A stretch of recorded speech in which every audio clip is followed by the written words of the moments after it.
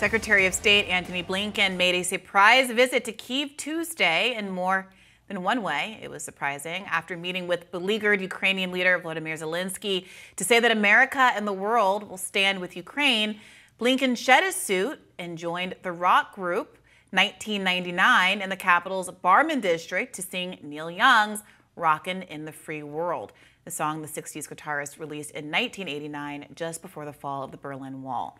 Let's watch. Are suffering tremendously. But they need to know, you need to know. The United States is with you. So much of the world is with you. And they're fighting, not just for a free Ukraine, but for the free world. And the free world is with you too. So maybe we can try something? Yeah, sure. I don't know if we can.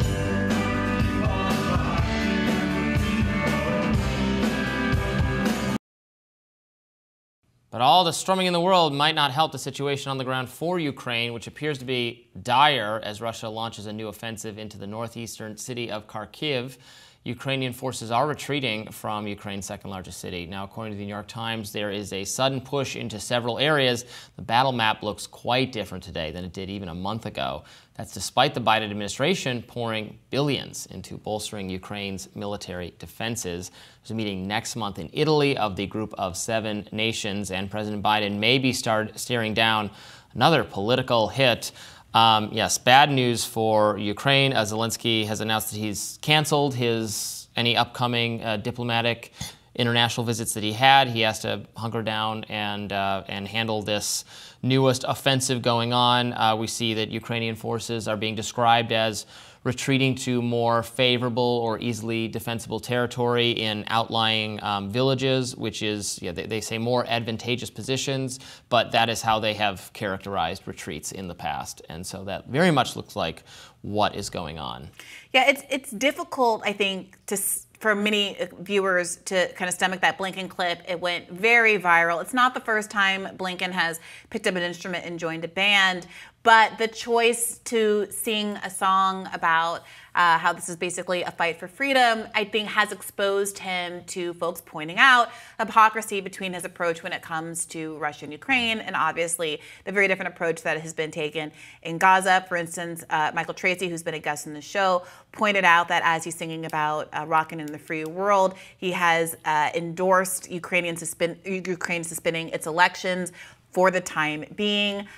There are the remarks that have been made about how horrible it is, and it is horrible that some students have been unable to continue university in Ukraine because of the war, at the same time that, of course, every single university in Gaza has been flattened to the ground. There are no universities left, and on and on and on. There was additional commentary about kind of the gap in politics between so many of the songs that get played at rallies and politicized, the gap between what the actual performers believed and the kind of politics expressed by the people believing them. But generally, this moment was perceived as pretty tone deaf and maybe also self-aggrandizing, because there were also some questions about, I think I saw Glenn Greenwald tweeting, did you also bring C-SPAN with you to record this footage? Was it really, There's nothing political figures love more than, getting caught in like a human moment, or like they're just like us, they're real people too. Look at us, playing in the band. Or we might disagree, but we Republicans and Democrats have a band together. There's some members of Congress that are, I forget which ones, that are in some kind of, outdated musical group together. I mean, the State Department Twitter account literally posted a clip of this video, if you want to get a sense of where resources and time are being spent. The State Department posted this, saying Secretary Blinken joined a local band in Kyiv with the message, Ukraine is standing up for the free world, and the free world stands with Ukraine.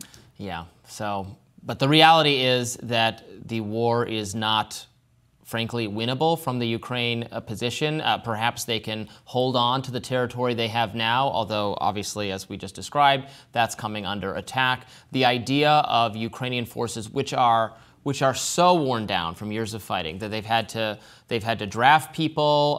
Their forces are so many deaths, injuries, demoralized, suffering sleeplessness from constant having to, listen to constant bombardments. They are absolutely exhausted. The idea of them ejecting the Russian forces from the country at this point is just very, very fanciful. It's something their own military experts don't think is possible. Our military experts behind closed doors don't think is possible. So if that can't happen, you know, why we're giving this money just to stave off total defeat? Well, can't we stave off total defeat by having an actual negotiation where maybe Russia gets some of the territory it does want, but Ukraine gets to exist as a separate and sovereign nation for the part of Ukraine that wishes to remain independent of Russia? Yeah. That, you know, maybe the window on that is closing if we continue this war effort, and certainly the window on the forces surviving is closing because they are so exhausted and they're such desperate straits. Yeah, I remember very clearly an early conversation, probably a month into Russia's invasion, about what it would take to end this conflict, and being in a room full of basically you know, left-leaning progressive type figures. I wouldn't say full-blown leftists, but definitely left-leaning figures who seemed to be the most vocal in the room, at least, flabbergasted at the notion that there would be any concession whatsoever to end this conflict. And when I and a couple of others attempted to raise this question of, well, what's the end game? Is the expectation that Ukraine is going to militarily overpower Russia?